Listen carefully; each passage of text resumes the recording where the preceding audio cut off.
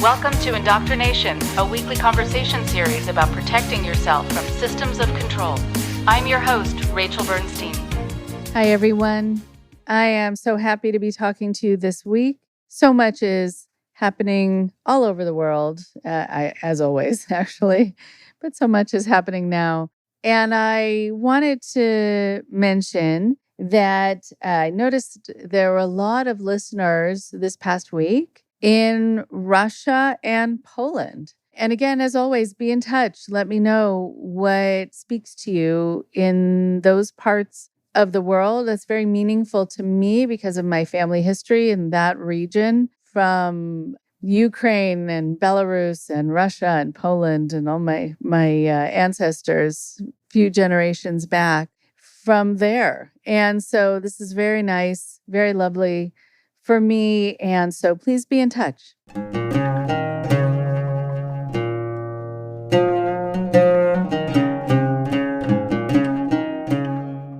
And for today, we have Sue Winter. She is an impressive woman. She is a modern linguist who holds 2 graduate degrees, one from the University of London and another from UWE Bristol. She taught for over 44 years in a variety of settings in both mainstream and specialist teams for vulnerable young people. Sue has multiple cultic experiences from religious to corporate to interpersonal, including both parental and spousal abuse. She became involved in Fruitful Vine Ministries, an Australian charismatic group led by a female apostle prophet. After leaving that group, she unknowingly, quote-unquote, cult-hopped, volunteering for a UK-based commercial hiking company, which she only recently realized was employing many cult-like practices. She is now an E.S.O.L examiner and a group leader for a U.S. nonprofit organization. She has a passion for language and speaks French, Spanish, German, Catalan, and Arabic. Today, though, she'll be speaking English with me, and I'm so happy to have you hear her. Here is Sue now.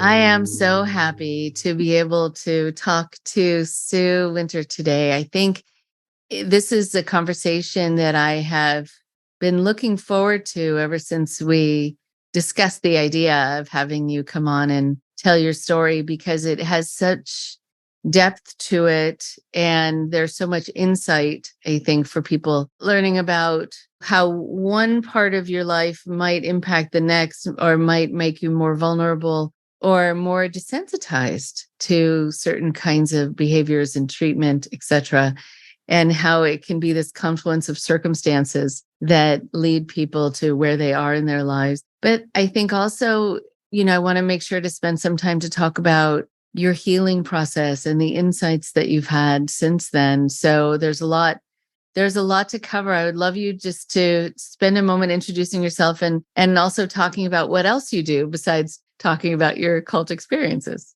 I'm Sue Winter, and I am a 67-year-old multiple cult hopper. That's my title. I'm British, as you can hear from my accent. I'm originally from London, but I now live in the southwest of England. The nearest city is Bristol. But I've lived also abroad for 17 years in several different nations, including the United States, which I'll talk a bit about. So, multiple cult experiences, they are one-on-one. And I didn't realize that until I started listening to some of your podcasts and other people's podcasts. So I had a one-on-one cult experience relationship with my mother, who was a narcissist. Then also a spousal one-on-one cult experience, who was also a narcissist. I was drawn into a religious cult that was a 5-fold ministry, Pentecostal charismatic, into healing deliverance. And then I more recently became a volunteer for a commercial hiking company. And I now realize, particularly since I left them, but more so when I was there as well, is that they use cult-like practices within the organization. And the spousal abuse is ongoing. because I'm experiencing from one of my daughters parental alienation. And these are adult children or young women. So it goes on. Do you want me to tell you a bit about my professional career or? Yeah, I think that would be very interesting. And then we will go back to where this all began. Yes. Okay, so I qualified to be a teacher back in the 1970s. So I did an undergraduate degree, which is a Bachelor of Education, and that gave me qualified teacher status. I specialized in middle years. So that's 9 years to sort of 13, 14 years with a specialism in modern languages, which was French. So I'm a modern linguist, actually. I love languages. I speak several languages. So I speak French, Spanish, some German, some Catalan, some Arabic, because I lived in Saudi Arabia for a number of years. So while I was doing my undergraduate degree, I was an exchange student at UMass in Massachusetts, which was a most amazing experience, as you can imagine, for a 20-year-old. I've got 2 graduate degrees. One of my graduate degrees is teaching English to speakers of other languages from the University of London. And my other one is an MA in Ed in special educational needs in mainstream settings. And that's from the University of the West of England in Bristol. So as I said, I taught abroad for 17 years in international schools, national schools, direct teaching of English. That was in France, Spain, and Saudi Arabia. And I've spent time working on summer camps in the US as well. The latter part probably of my career, apart from teaching modern languages, I worked in alternative settings. I was on a team called the Education Other Than School Service, where I worked with young people who were out of school for a variety of reasons, sometimes illness, anxiety. That is probably one of the most rewarding parts of my career, I have to say. And that was all settings. It was primary school, middle school, secondary schools, and beyond. And I also worked with looked after children. That included unaccompanied asylum seekers, which was quite interesting. Now I'm an examiner for 2 exam boards. One part of that role is examining, it's called SELT, Secure English Language Test. So I examine the level of English of people who want to get British nationality or residency. So in one session, I can work with people from 22 different nations. There is something very interesting about that list of things, because when you're helping people in so many different ways, it's a lovely thing to kind of get out of your head also, to be able to be there. I'm sure even with people who are seeking asylum who don't have their parents with them, that's going to be fraught with so much emotion and fear of the unknown, and just really needing to be present for other people while still doing the things that you enjoy and finding work where you can be outdoors. And it says a lot about how you survive and how you survive emotionally, physiologically, and find joy even with all that you've experienced. And so I think that's going to be part of the running theme for you here in the stories that you've shared with me, that hopefully you'll be sharing as well today, about finding some freedom or finding some fun or finding a way to kind of push the walls out a bit of your life and not deal with the confines that you were in. I want to just have you describe, you mentioned parental alienation, and there are going to be some people listening who might not know what that is. And I'm sorry that you're experiencing that with one of your adult children. Can you describe a little bit about how that comes about? It's a difficult one because when you're in an abusive relationship and it ends, it's not the end. You physically walk away from it, but there's still a lot of fallout from it. And one of the tactics of an abusive partner is to, I almost use the word groom, actually, friends and family, which happened to me. So my ex-husband actually coerced my mother, who was already a fairly difficult woman anyway. So in that sense, I experienced parental alienation myself from her. So what happened is I found out after she died, she disinherited me, and she left him a lot of her money, and also to my 2 daughters, which when we subsequently got divorced, he refused to share with me. So that's kind of my experience of parental alienation. My mother was very ill. She had motor neuron disease, and it was quite a complex situation. But also ongoing now with my adult daughters. I mean, one of my daughters is fairly good at keeping in contact with me and will come and stay. But my other daughter, it's been very, very difficult to be able to sort of communicate with her. I mean, part of that is her role because she lives abroad, but she was living back in the UK as well. And it was never easy for me to make contact with her.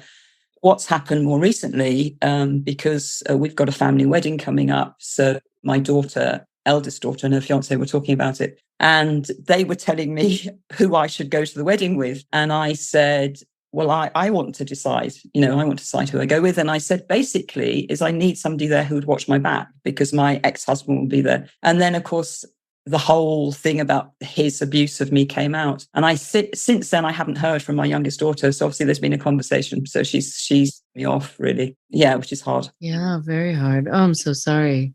And when you say that there was a conversation about the abuse, in what way did that come about? Or are you assuming it came about? Because I didn't like the fact that they were telling me who I was going to go to the wedding with. And I said, and perhaps I shouldn't, well, no, I can't condemn myself, I said, I need someone to watch my back, when I'm there. It's going to be very hard for me because he comes from a large Irish family and a lot of them will be there. And my soon-to-be son-in-law comes from a large family and they're inviting all these people. And because I come from a fairly small family, my brother's dead. I had a sister who died, and then my parents. Anyway, and I also have my dad's family, and that's kind of part of the history of my family in terms of what happened before I was born. They immigrated to New Zealand, so I've got family in New Zealand, but I don't see them because it's a long way to go. So I've got no one there, basically. So they were a bit confused. Why do you want somebody to watch your back? And then I said, well, because your father, I said to my daughter, was abusive, psychologically abusive. And it's the first time I've said that. I haven't said it before. You don't know how things are going to play out here, I suppose, because when a child has been convinced that you are the one who, she needs to stay away from, and suddenly the narrative changes and information is disclosed, it might be something that she can't quite take in or can't quite take in yet and is trying to figure out how to synthesize. Another aspect of that parental alienation is they will never contact me and ask me how I am. It always has to be me that makes that contact. And even actually one of my daughters said to me one day, she said, I've just been on the phone to the name that they call their father. I just was, catching up to see how he was. And I thought, you never do that with me. That's the other thing that I've noticed in these situations with a parent who is very good at orchestrating a relationship that feels more important, that feels more connected. They're catered to more. And the one who has been at the brunt of all of this and has been pushed away, cast aside, they're not catered to, and they're often ignored. And so it's a situation of adding insult to injury kind of over and over. And I think that's also been what's happened in your life, adding insult to injury, already being an injured person and then being hurt on top of it or taken advantage of. And I'm so glad that you're in the place that you are right now in your life where you're not going to be treated this way again voluntarily. But having said that, you see, because I said I was in it was called a fivefold ministry, Pentecostal charismatic Christian cult, actually based in Australia. And I walked away from them physically over 10 years ago, but I had no way of sorting out what happened. I was listening to a radio program actually on BBC Radio 4, and there was a person on it called Richard Turner who had recently completed the MSc in Psychology of Coercive Control from Salford University, which I'm going to be doing actually in September. And he's a counsellor. And I thought, and he started talking about being in a cult. So I contacted him, and then he became my therapist. And here was somebody at last who understood, because I'd had gone through specialist counselling for domestic abuse, which was provided by our National Health Service, and then I paid for more privately. But it never hit the spot because the domestic abuse was entwined with my cult experiences, the religious cult experiences. And it's that cult experience, that religious cult experience, is the one that the family So when I spoke to my daughter about her father abusing me, she immediately came back, but you were in a cult, you were in a religious cult. So that's what they're using as the weapon, I guess, against me. Yeah. Wow. Adding insult to injury. It happens quite often that people who are unkind to others, who really misuse their power over somebody, if that person has a hard time with how they're being mistreated, the abuser or the controller, the manipulator will often jump to another event in that person's life as being the source of the problem. So they get bypassed because they have this convenient way of blaming this other thing for your unhappiness. And it happens quite a bit that people will be mistreated and then suddenly think, well, it must be because my mother did such and such to me when I was young, or, it must be because of something else, or because I have an anxiety disorder or some whatever they've diagnosed me with. But it's always, it's a deflection over and over again. Sure. I remember my ex-husband actually saying to me, "You're not well, Sue," or because of what happened to you as a child. And that then sort of fed into my experiences as an adult. That's almost an excuse that there's something wrong with me. Whereas in fact, what we should be looking at is the groups, and what they did and the impact that that had on us as a family, really. Right. And I think also for people listening to know that often this is a deflection and it's a redirection. It will always be because of something that you experienced or are experiencing or feeling or went through. Very often when people mistreat you in this way, it's because of something, it's an issue they have or something they experienced, but that's not on the table for discussion. It's interesting actually, because people have a choice, don't they, ultimately, as to whether they're kind or unkind. And what I haven't explained is a lot of my life, there's been a backdrop of a lot of political issues and warlike situations that I've lived through, or that members of my family have come out of. So, for example, both my parents were deeply impacted by the Second World War. So my generation is kind of was very close, obviously, to what happened to them. My mum grew up in London. She was what was known as evacuated. So she was sent away from London at the beginning, 1939, which is when the UK declared war on Germany. She was evacuated away from London. And what happened, not until nearly 2 years later, there was what was called the London Blitz, which is kind of like lightning. And for 56 days, bombs were dropped constantly on London. And she lost 5 members of her family. 5 members of her family were killed in the bombings. So she experienced that trauma of separation from her parents, this trauma of that.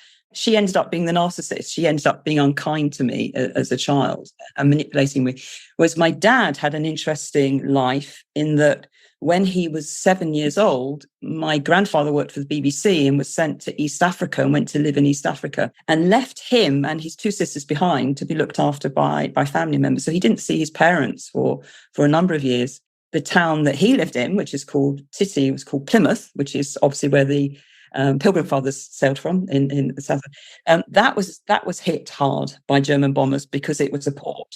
So he had that as a child. Then when he was at 14, but then when he was 21, because of what happened in the Second World War, his family decided to immigrate. And in 1947, 48, they all went off to New Zealand and left him behind. But he was never...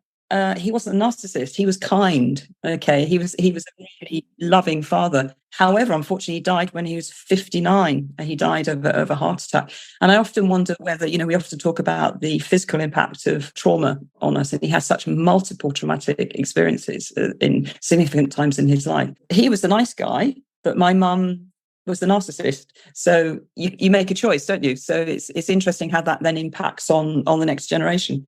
Yeah, you have that even within the same family system. You might have a sibling who responds to the same trauma and drama and fear and unrest in a very different way than the next one. And sometimes it has to do with someone's wiring coming into it. But yeah, it is a choice when you start to see the impact that it's having on the people you love. That's when I think, all bets are off in terms of giving someone an absolute pass because of their past.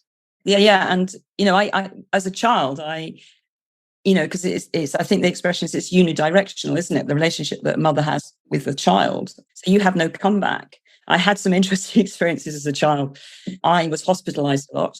And I often wonder whether that was what was called, I think it's a different expression now, Munchausen syndrome by proxy. So she got her kicks, as it was, out of me being hospitalized. And hospitalization at that time was, there were very strict visiting times when parents could visit and when they couldn't. So you were very much sort of isolated within the hospital. And the hospital that I went to was a really well-known one in central London, which, people come from all over the world to go there. And in fact, it's a national health hospital, but it also gets a lot of funding on the royalties of Peter Pan, which J.M. Barrie wrote. So he gave his royalties, as it were, to the hospital.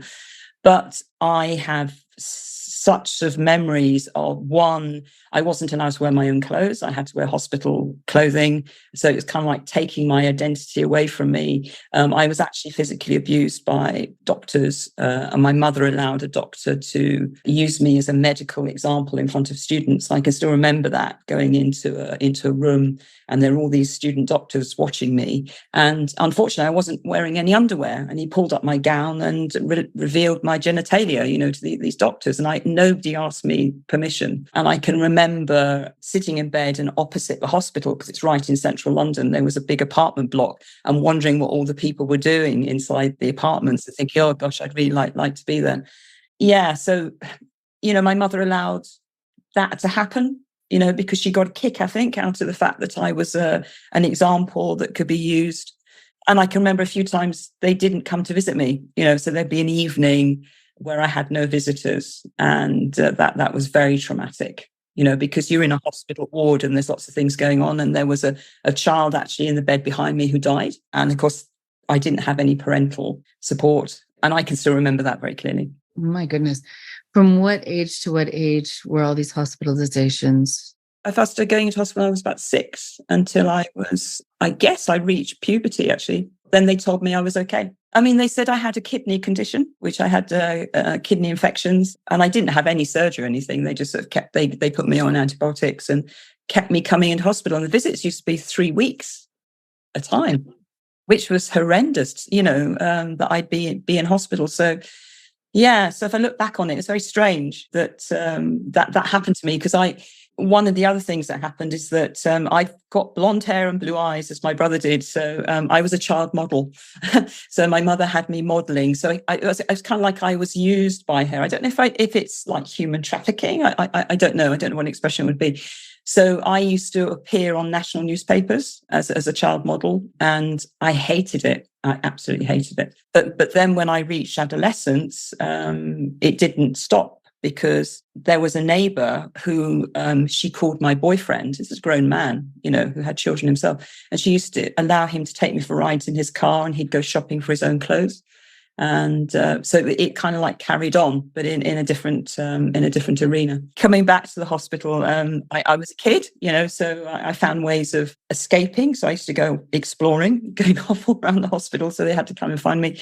It was one of the first hospitals, I think, in the UK that developed hospital schools. And in fact, it was a forerunner there in a lot of major teaching hospitals in the UK now. So they used to come to my bed and do lessons with me. And I remember lying to the teacher what I was doing in maths and telling it was something a lot easier, so I could just do it really quickly and then run off.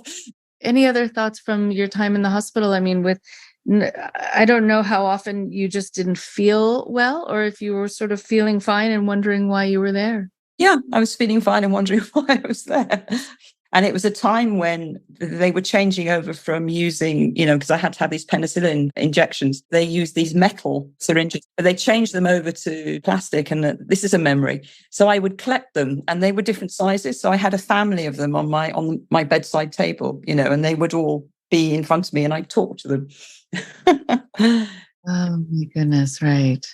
It shows the power of play, of creativity, of it's such a sad picture that, you were playing with the syringes to be part of this fantasy play, like kids who have nothing, but they'll find sticks or leaves or something that will represent something else, which again shows the power of the need of that and how nice it is to go away in your mind. Within a lot of cultic groups, actually, one of the things that I've heard time and time again is that cult leaders will often put children down or be abusive towards them or demonize them for imagining or drawing things that are not part of the rules of the group. I one time worked with a number of kids who had just come off a compound, and I handed them paper and crayons and other things that they could use just while I'm sitting there and I'm trying to assess the situation with their parents and what they might need. They all drew the exact same thing. They were only allowed to draw either a picture of the leader or a demon. And I don't know, it was sort of this pendulum swing to different extremes, but that was it. No one could draw anything else because there was this sense that you can't, your imagination is who you are. And that is quite threatening. I'm wondering also, with all of these hospitalizations, was anyone suspicious of your mother or anything else? Or was it sort of too young for that, for the whole idea of Munchausen?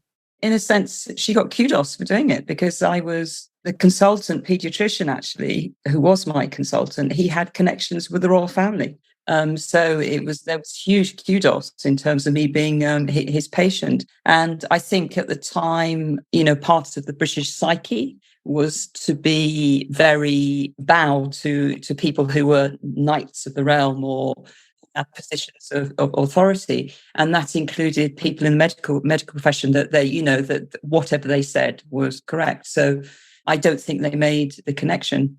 It's changed obviously now, but there still is an element of vulnerability, because there are still people in the hospital system who kind of lord it over people. It's interesting, actually, because coming back to the whole sort of New Zealand situation. So my dad, his whole family immigrated to New Zealand, so he didn't have any immediate family, which must have been incredibly traumatic for him. But he did meet up with a friend of his who he'd been to university with, and this friend married a New Zealand lady, and they became very good friends. They were almost like a family. And I can remember her being quite different. She was just lovely with me. She was a nurse, actually. I wonder whether she suspected something. But there weren't the words at the time, you see, to explain it.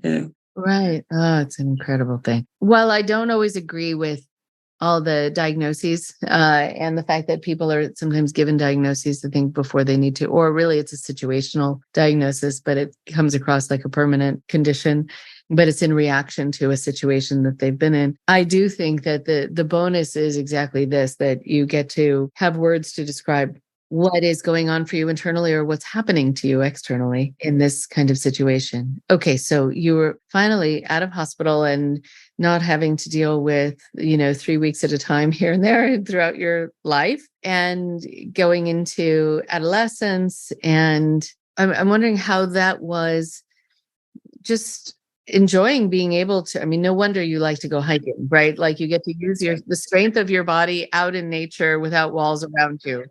Well, I tell you what's really interesting, because both my parents, because of their experiences during the Second World War, they had very restricted childhoods. And it was almost like my generation benefited from that, in that our parents used to let us just go off. And I used to, with my brother, we'd sort of go off at, particularly during summer holidays, we'd just go off on our bikes, and we'd come back when it was time to eat in the evening. And there was no mobile phones. And we'd just go off, and we really got into building camps and building dens. And that was very creative. And I talked to a lot of people of my age. They had a similar experience, and I think we used to climb trees and, walk on ice and fall through the ice. I did all that sort of stuff.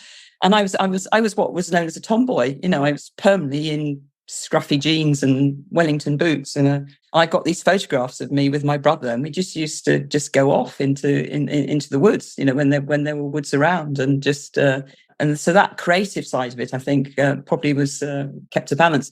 But when I became an adolescent, so I'd had this sort of experience with this man who my mum said was my boyfriend, and I guess I was beginning to sort of feel that I was different from some of my contemporaries because of what had happened to me, because of him. And I had the amazing experience when I was 13 of doing what was called a school exchange. So we used to do these exchanges. So I went to Germany for 3 weeks, and the German youngster came and stayed with us for 3 weeks. And that I found very difficult because it was the first time I was away from home since I'd been hospitalized a lot, and I was incredibly homesick and cried a lot, and they didn't really know what to do with me. I can just remember the German word Heimweh, which means homesickness, and I was the one with the homesickness. So I was quite happy to return back from that experience. However, the following year, I did another school exchange, and I went to France, and the family were just amazing.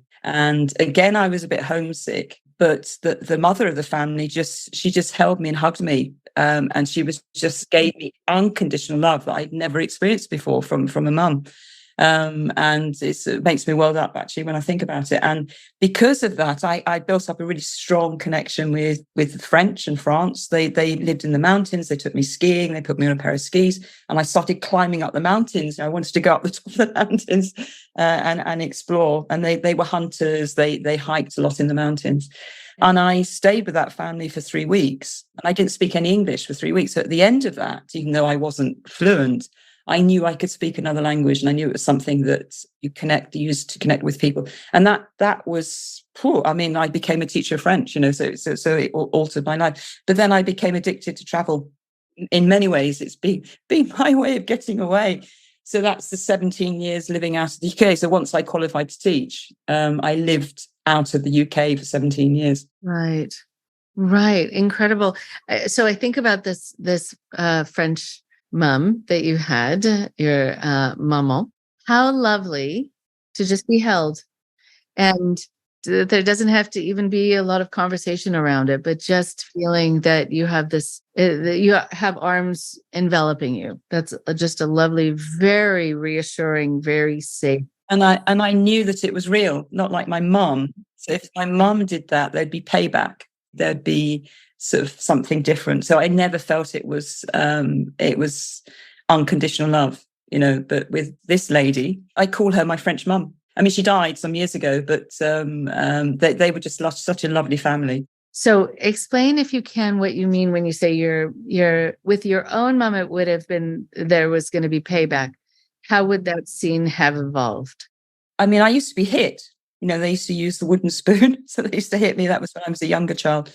The payback was quite obvious, I guess, when I was younger, but then it became more subtle. So it was more psychological in terms of I used to have a job to make a little bit of money so I could buy things for myself. And I can remember saving up enough money to buy a really nice pair of leather boots, and it took me months to do that. And I remember buying them, and the next day she's got exactly the same boots. So it's those little sort of subtle things that I mean, as I went on and I had my own children, and just her parenting of me once I had my own children, it was kind of like she wanted to be center stage, and she'd tell me how to breastfeed my children, and that I wasn't doing it right, and I was creating problems for myself. She had an expression, they're a rod for your back. Again, as an adult, when I got married, she really wanted to be center stage and got quite stroppy towards the end of the wedding because I wasn't thanking her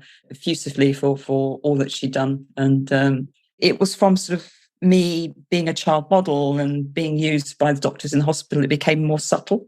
Interesting.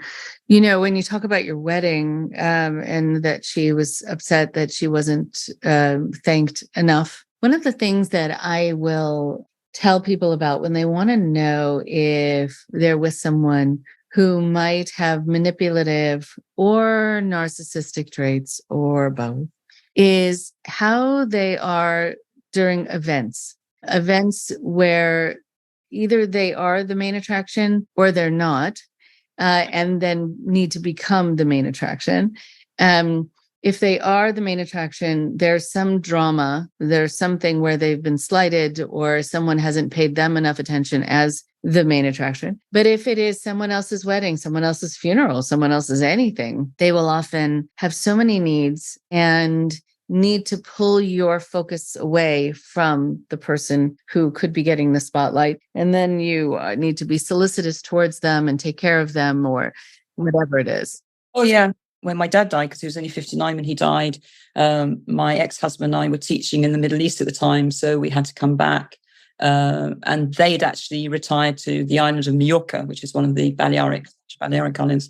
And it was, I mean, obviously he was young and she'd seen him die, but it was kind of like, it didn't matter how I felt. It was kind of, I had to focus on her. But what was lovely is that my New Zealand godmother, who was a New Zealand nurse, she was there. She was actually there when my dad died and tried to save him. So she tried to do CPR and wasn't able to because it was a sudden heart attack. But she was unconditional. She came up to me and she asked me how I was. And but you can see sort of how these relationships and experiences meant that I was looking for a tribe and I was looking for acceptance. So that's what drew me in to the cult, the religious cult that I went into. But also I was vulnerable to my ex-husband because, he was as well, actually.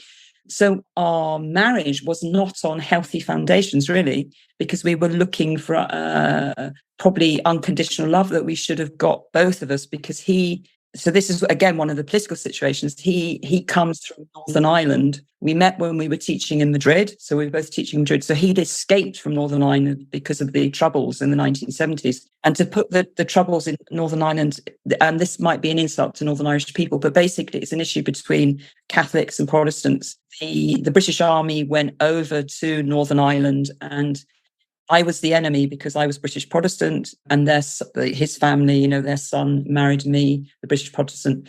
So they actually stopped talking to him. So he had that trauma himself. But then he made the choice subsequently that his relationship with me evolved, and he became extremely abusive, really abusive psychologically towards me. And I sort of think, well, is that because his parents rejected him? Is he blaming me? They disinherited him.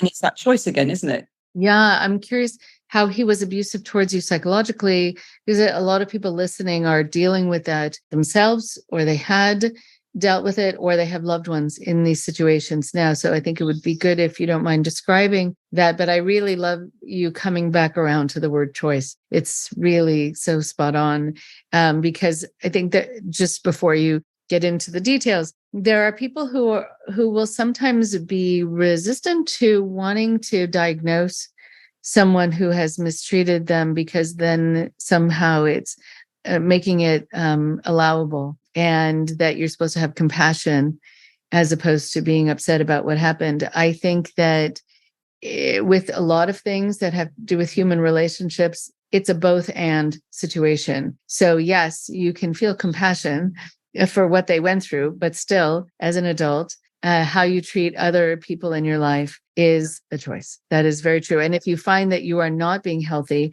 then you get help for that if it matters to you. So go ahead, tell me, give us a flavor for your relationship with him. He, as I know the expression is, he love bombed me initially. I mean, totally love bombing. He used to buy me flowers and write me poems. So we met while we were teaching in Madrid. Then we came back to the UK and I did a graduate degree at the University of London, but then we went off to live in the Middle East. And after being there for 2 years, I became pregnant, but I couldn't have my child in Kingdom. I had to go back to Europe. So she was born in Mallorca in Spain. And he would send me poems, love poems. And, and I can't wait to see, really, but he changed once. I mean, he loved his daughter, but his relationship with me was a bit different once I had somebody else to look after, as it were. And I could feel a subtle change. So even though there'd been a few things before, and I remember this actually happened in Hawaii, because we'd been to New Zealand and we traveled around the world, and we came back via Hawaii into San Francisco, then on to New York. And he completely ignored my birthday. So that's one of the things that he started doing, and I would say, well, it's my birthday, aren't we going to do something? Oh, yeah. Oh, it's your birthday, And there were lots of little subtle things like that. And it started off in a very slow fashion, but it built up. I mean, I'm sort of reluctant to say, because then this involvement with the cult appeared on the scene. So I almost feel like, well, okay, I deserved what happened to me, but I'm not going to say that because I didn't. It was used almost like an excuse to up the ante in terms of the abuse. One day, and I can remember really clearly, he just decided to stop talking to me. And he would walk out of the room and he wouldn't call me by my name. There was a dear friend of ours that was very ill with cancer. And then she died and he didn't tell me. And he told me that, well, it was up to me to find out. So he would withhold information from me about different things that were happening. He would by that stage, my daughters were at university. So if they came home, he'd go off and do things with them and he wouldn't tell me what they were doing and they'd go off and they wouldn't invite me. When my mother became ill, she became ill with motor neuron disease. And my response, because I was still in the cult at that time or coming out of the cult, is one of the teachings is hell trauma. Is if somebody decides to commit suicide, that they go to hell. So she wanted to take herself off to Dignitas, which is a place in Switzerland where you can have assisted suicide. Now, she had already tried to commit suicide before when one of my daughters was newborn.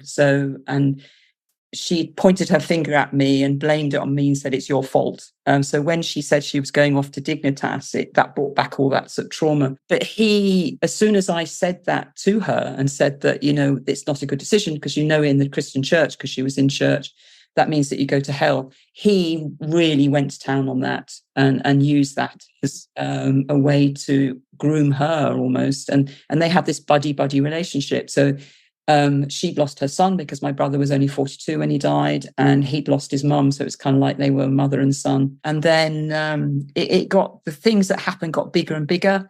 So one really traumatic thing is that it was the last Christmas that she was alive. They decided to organize an event and they went to a hotel and they didn't tell me. So they went to a hotel, my husband, my two daughters and my mum and then my stepfather and his children. Nobody told me. And I found out actually the night before that they were going. And I'd been with them, for several days and we were sitting around the dinner table talking, but it was those sort of really shocking moments when it takes the breath out of you. So it's kind of like the abuse started very subtly, but it got more and more obvious. And then Mum did die. They took over the organisation of the funeral because they didn't think I was capable of doing it. And then my stepfather came around with her will and I discovered that I'd been totally disinherited and I wasn't allowed to have any of her goods. So when it came to bringing some of her stuff around to the house, they had to monitor me to make sure that I wasn't taking anything. Yeah, so you can see how it goes, it builds up. I don't usually talk to people about their parents in this way, especially people who have passed, but the word thief came to mind, that I feel like she was involved in such thievery in your life by taking. And the same thing that happens with narcissistic spouses, that they just drain you and they take from you, taking away years of your childhood, being able to be free and fun, taking from you what should have or could have been yours, and in other situations would have been. And then to another adding insult to injury, to give it to the person who was cruel to you. Totally calculated, and I didn't know it was going to happen. And it was like it was her last shout from the grave. And it was like I wasn't allowed to have it. It said in her will that I wasn't allowed to have any of her goods and chattels. So what that meant is there's a lot of stuff that belonged to my father. And his family were incredibly generous in terms of passing things on and sharing things out. I was in denial in terms of the marriage being in trouble because of my mind, I guess. I can't know how it was almost like it was hacked. I was just in the situation and couldn't see a way out. But I was having a small procedure at a local hospital.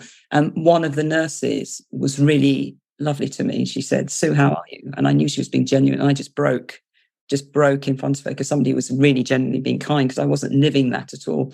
So she spent time with me. She referred me to a team then, who I kind of like a safeguarding team. And then they put me in touch with domestic abuse professionals. And that's when I realized that my marriage was over, that my husband was a narcissist. And I got some special counseling.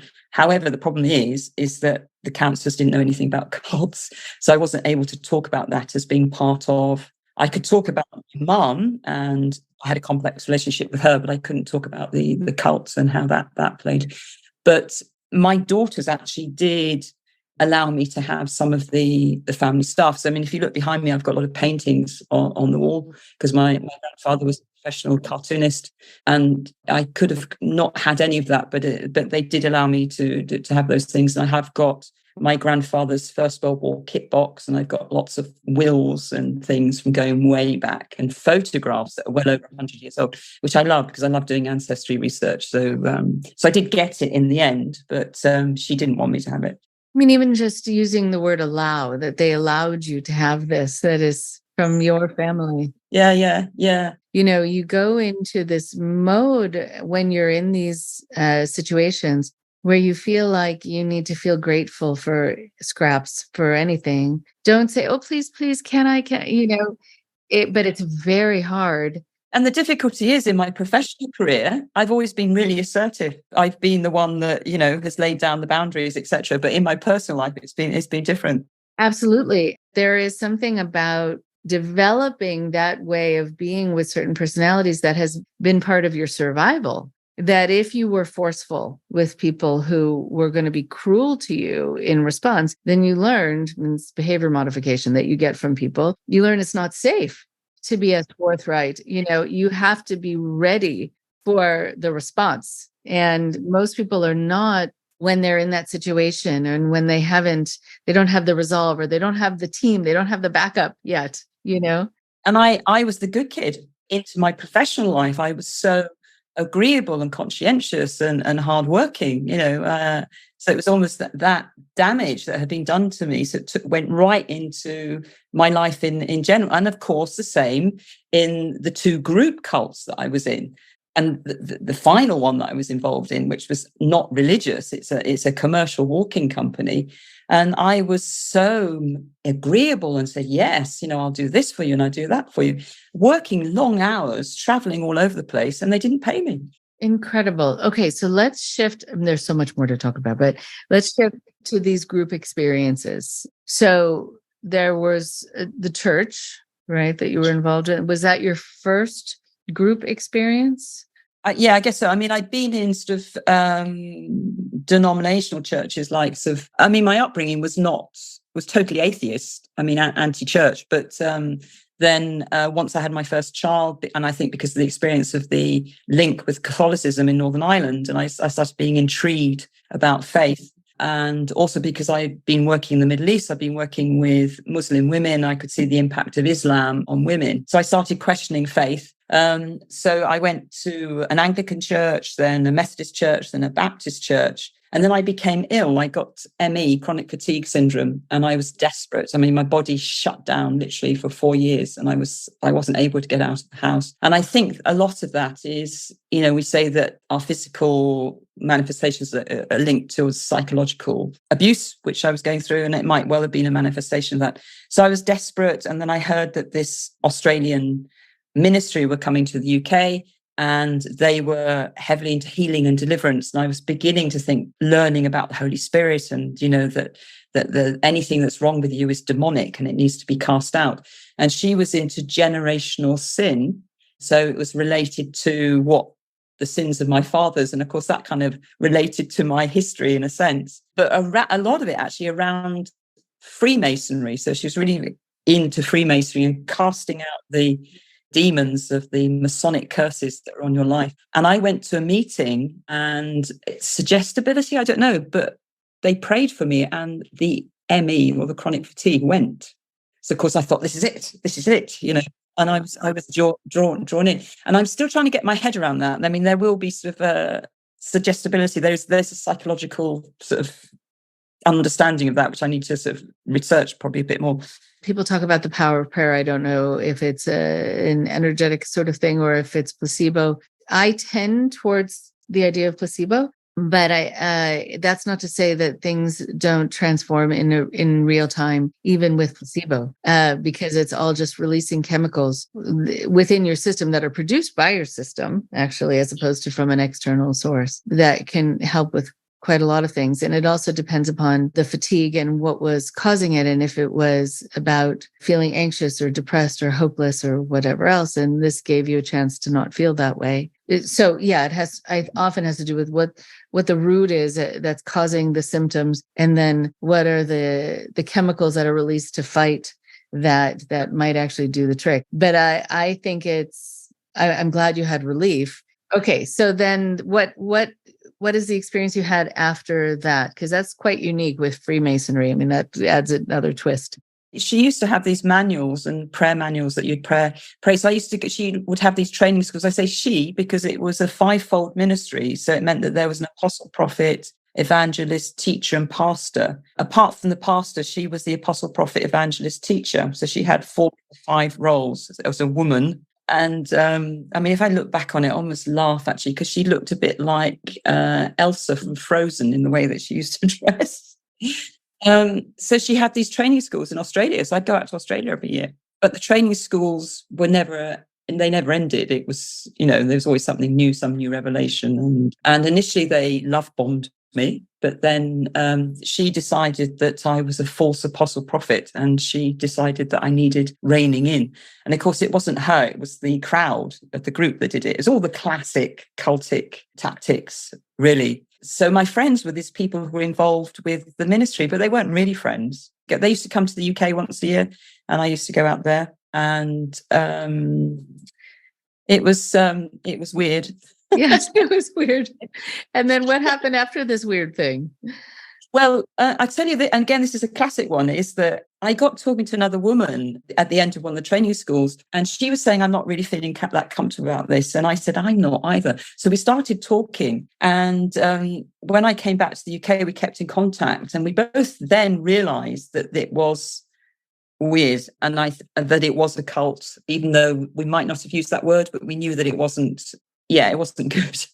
So we then plotted, this is interesting, for me to go back to Australia and confront the apostle, prophet, teacher, evangelist. So this friend of mine arranged for a meeting for her, but I went out and I turned up at the meeting. So the apostle, prophet, evangelist, whatever she was, her face was an absolute picture. And I confronted her and I said, what you're doing is terrible. You're taking money from me, because I was tithing each month.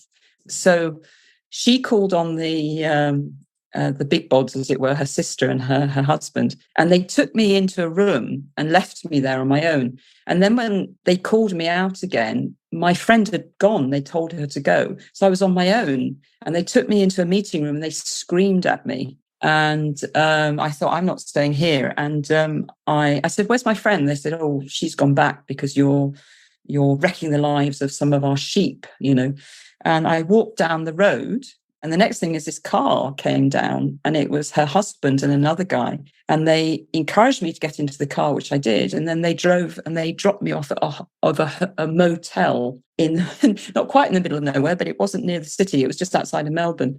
And I was just dropped off. And I had no passport, I had no clothing or anything. I had the telephone number of another friend who'd left the cult as well. And I rang her and she said, I'm coming to get you. But in the meantime, the sister of the apostle, prophet, evangelist, teacher came and dropped off my clothes and screamed at me again and dropped off my passport. I mean, what she did, that was totally legal, what they did. And I stayed in Australia because I had to stay because my flight back was about another 6 days. But this lovely woman who took me in was from Mauritius, because there's a big community of people from Mauritius in Australia. And they just looked after me again, just loved me. I mean, it was, wow. It was just amazing. Took care of me, basically, and took me to the airport and put me on the airplane. And I came back to the UK. Shocked. Totally shocked. Okay, couple things. First, how important it is that you connect with other people and share with people. And there's something really very telling, I think, in many groups and in many relationships where you're told not to talk to people, right? And not to share what's happening and how you really feel, because this might happen, that right? That's really a threat to someone trying to sequester you, trying to isolate you, trying to make you feel that your feelings are different from everyone else's and wrong and bad. Turns out that most people are in the majority when they're having questions and concerns and feeling discomfort. And I think controllers know that, and they just don't want you to connect because then you might plot. And thinking about these people being religious leaders and just screaming their heads off at you, which is not really a very spiritual picture, is it? So there's that. And also, I have been mentioning on the podcast that I have a lot of listeners in Mauritius. Yes, you said that. And that's why I wanted to mention it. So it was in Melbourne. There's a large Mauritian population. Yeah, so they're big community. So they took me in and looked after me. And they are French speakers. So I was speaking to them in French, which was just lovely because that was really healing for me as well. But they had been taken in. There were quite a few Mauritians in this ministry, but they left. Goodness. All right. So then I know we're having limited time, and so we might need to have you come back to tell more. But I do want you to be able to talk about the company that you worked for, and whether you want to name it or not is up to you, but just the nature of how you were treated and mistreated, because people still don't know to look for this in non-religious settings. And so it's an important thing if you can talk about that for a moment. So I was vulnerable because my marriage was breaking down big time, and I just wanted to get away. I love hiking, and a friend of mine had talked to me about this particular hiking company, and she said that they have walk leaders. I think she might have said they were volunteers. I can't remember. So I applied to become a walk leader. I became a walk leader. And they have in the UK, they've got 16 country house hotels, and this will probably identify them now if anybody's in the UK, in well-known areas where people hike. And it meant that I went away quite a bit, and I'd be working with wealthy people in these country house hotels, leading them on walks each day. And I'd be away for a week or sometimes 2 weeks. And so I got away from home. So that was the draw. Okay. But they used cult-like tactics in that they talked about having a love for the company and, supporting their ethos. And I don't know what the ethos was actually, but it was kind of this of ethos. And they kind of said, well, if you do this, you're this type of leader. But if you give us a little bit more, you're this type of leader. And the top of the rung of the leaders are the ones who lead abroad and they lead worldwide. And of course, that appealed to me. They very quickly discovered that I was a modern linguist, and they had me assessing other leaders' language skills. And they didn't pay me for it. They had me doing workshops, teaching languages, Spanish and Catalan, because I speak some Catalan. And I remember that at a conference, they asked if I'd do a workshop. And I said, oh, yes, I do a workshop. And they had other people at this conference and talking about birds or talking about rocks or whatever. And they all got paid, but I didn't. But they gave me a bottle of beer and a packet of biscuits. Right, here you go. This and this.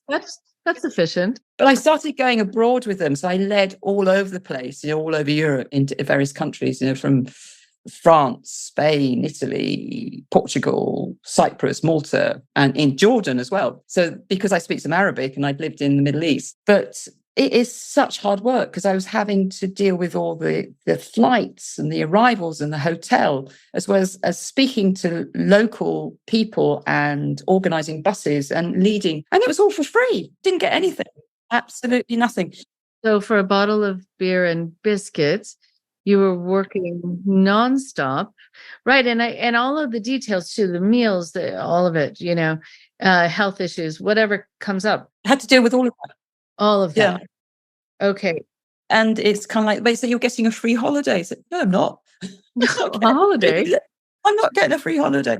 And it was only probably last year or even before that, I had a couple of guests said to me, I don't believe you don't get paid for this. And they said, we pay a lot of money. So why aren't you paid? Where's the money going? By then, I started working for an American company where I work as a walk leader and also as a group leader. And they pay me very well.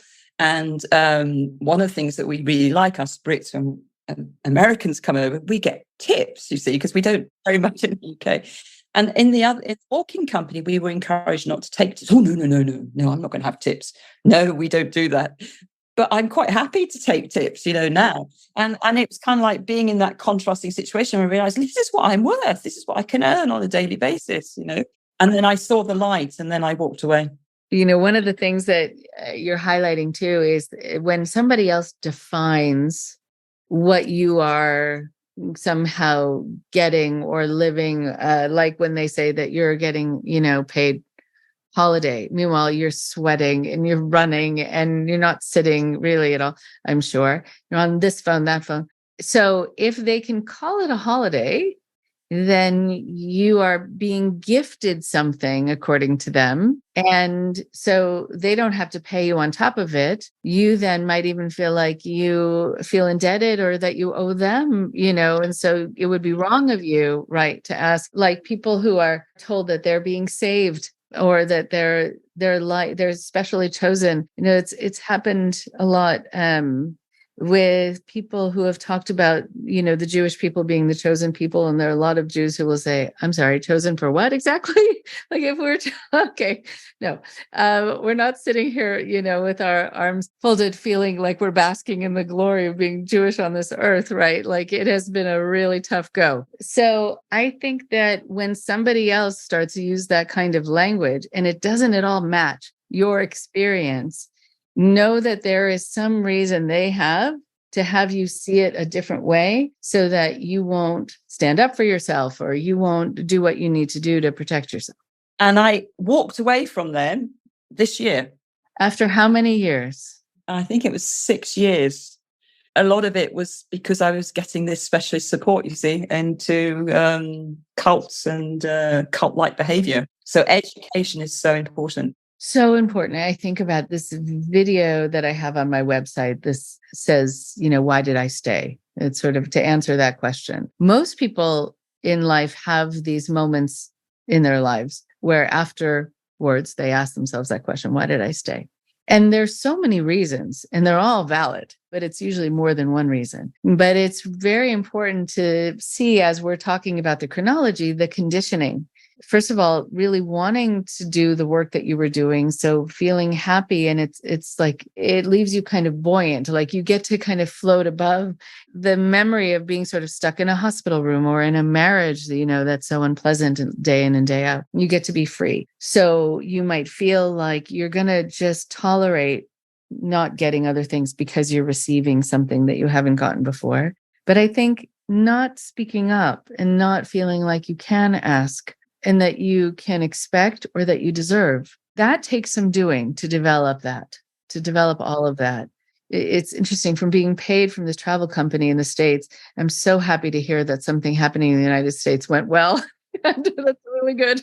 I'll take any of that. And that they were generous and kind and, you got tips. It reminds me of your French surrogate mother who offered you something and you got to feel something. And then there was this juxtaposition, like, oh, this is what it could feel like, right? This is maybe what it's supposed to feel like. And what is that?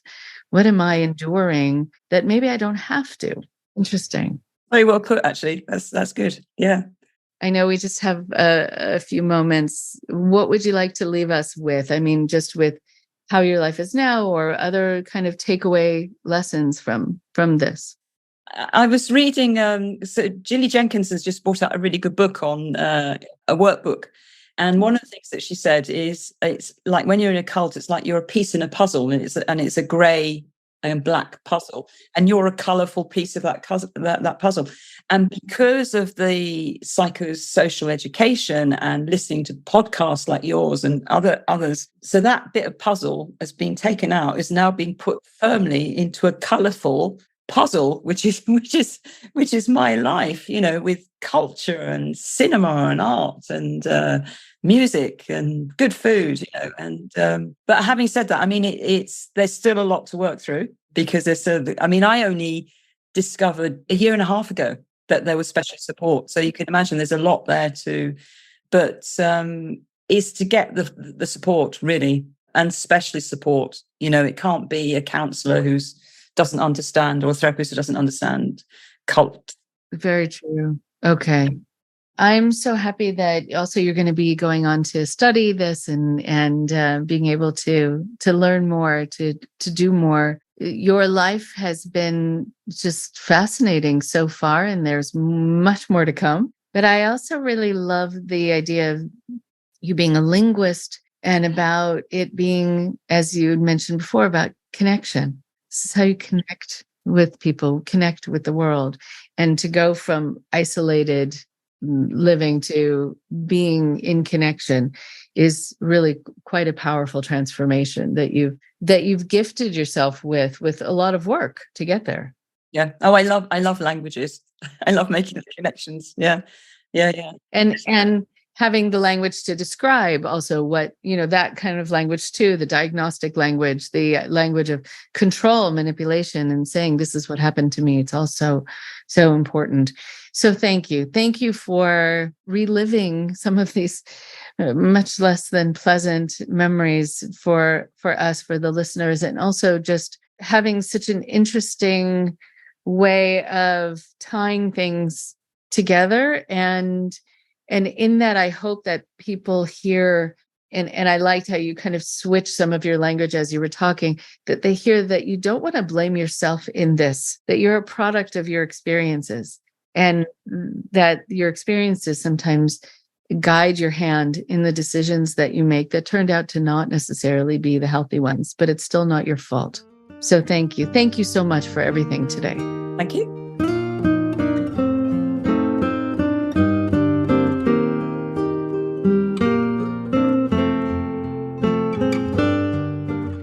One more thing before you go.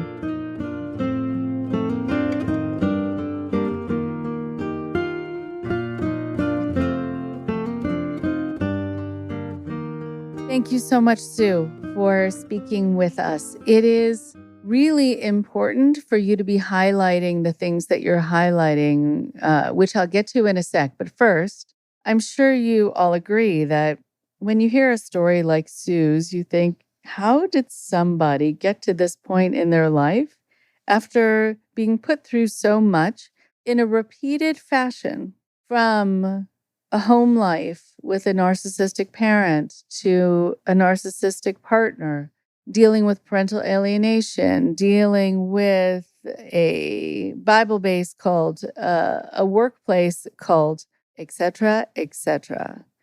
How do you feel hopeful? How do you feel hopeful that your life is ever going to feel different, that you're going to be able to find a place where you're treated well, where you're treated respectfully, where your boundaries are not crossed, where you get to take care of yourself too, and not just be in service to other people at your own expense? Truth is that when you go from out of the frying pan into the fire and then into another frying pan and into another fire, you might not actually be aware that life can feel different than this. You might not be aware until you see it, until you sense it in a healthier environment with healthier people. But you're going to be drawn, as we all are, towards things that feel familiar. What is known is comforting to us, whether it's healthy or not. And so the familiar becomes the draw more than what's healthy a lot of the time. It's like the expression where people say, oh, I married my mother or I married my father for better or for worse reasons. But I knew that personality and I knew how to interact with that personality. And it felt like coming home, whether home was a happy place or not. And so for Sue, she needed to be able to break free from so many of the people who were using her for their benefit, even dealing with being made to be ill and having an illness that was so protracted and repeated, and then being this sort of shining example, shining star for this doctor in England who could sort of use Sue and her illness for his own reputational career, and her mom could use her to be seen as this wonderful champion of a mother for her sick child.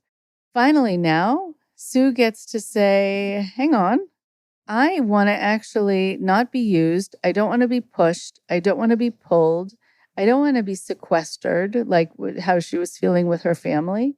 I want to stand in my own shoes and I want to address what I need, have my own thoughts and feelings, have my own strengths, and develop a sense of what I deserve in this life from other people and from myself.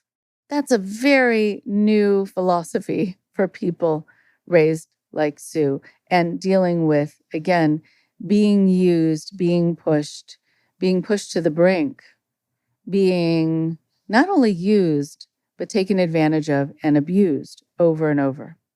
When we deal also with these repeated stories of one thing after the other, they're very important because they help us move away from the trappings that might make something seem like a cult, and we get right to the heart of it.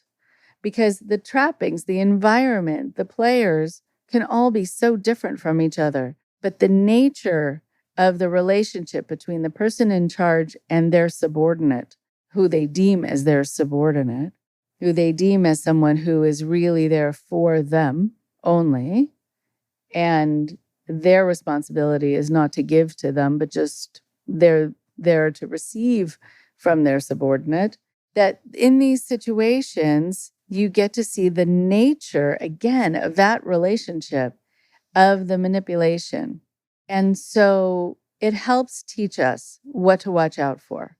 And then we're not limited by our mind's eye, by looking for robes or looking for it in a church-like building or looking for it at the hands even of a partner, because it could happen at the hands of a boss, a coworker. It could happen when suddenly you realize that you're saying yes and you feel like you say yes to a lot of things when other people might not. And you might not hear thank you and you might not get payment for it, but somehow it's your job. It's your job to just keep giving and giving and giving. I would love for all of you to have this sense that at some point you get to actually stop that. Even if the person who is pushing you to give more and more and sacrifice more and more for free, usually, is someone who's then going to be upset with you, but let them be upset. And the problem is, though, in those moments, they're going to mischaracterize you. They're going to make it be about you, that you are abandoning the cause, that you don't care, that you're not acting with integrity, that you are somehow not keeping up with your responsibilities, that you're being lazy. But if you're on your 60th hour of work that week, 70th, 80th, 90th, and you still can't pay your bills, you can't ever put your feet up, you don't ever hear thank you, then if when you put your foot down, they turn on you and call you things, just know that that's the way in the past they've gotten away with it. And you don't have to accept that, but you do need to weather the storm a bit and the discomfort that comes with having someone point their fingers at you. So if in those moments you think you're going to fold, you think you're going to say, okay, fine, never mind, I'll go back to work, or I'll just stay with you as my partner and I'll just keep working for you in every way. If you know that you might do that, and if you might forget about all of the times that you were taken advantage of and all the things that you did that were more than you were ever told you were going to have to do, whatever it is that really started to bother you, I encourage you to write those things down so you have a list in front of you. People who are conflict avoidant and people who are accommodating and people-pleasing because they've been trained to be, are going to forget in that moment about all the things that were wrong and all the ways they were wronged. So really write it down or put it in your phone. Have it to refer to before you end up at the end of that conversation apologizing for bringing it up and just going back to work and going back to being taken advantage of. Be safe out there. And thank you, Sue, for your time and your wisdom. Talk to you next week. Thank you very much for listening. Please support IndoctriNation on Patreon at patreon.com/indoctrination. Be sure to give us a follow on our social media. Find us on Facebook and Instagram using @IndoctriNation Podcast. And for Twitter, find us at @_indoctrination. We love hearing from you too. So send us an email at indoctrinationshow@gmail.com. And for more updates on the show, visit our website at www.podpage.com. /indoctrination.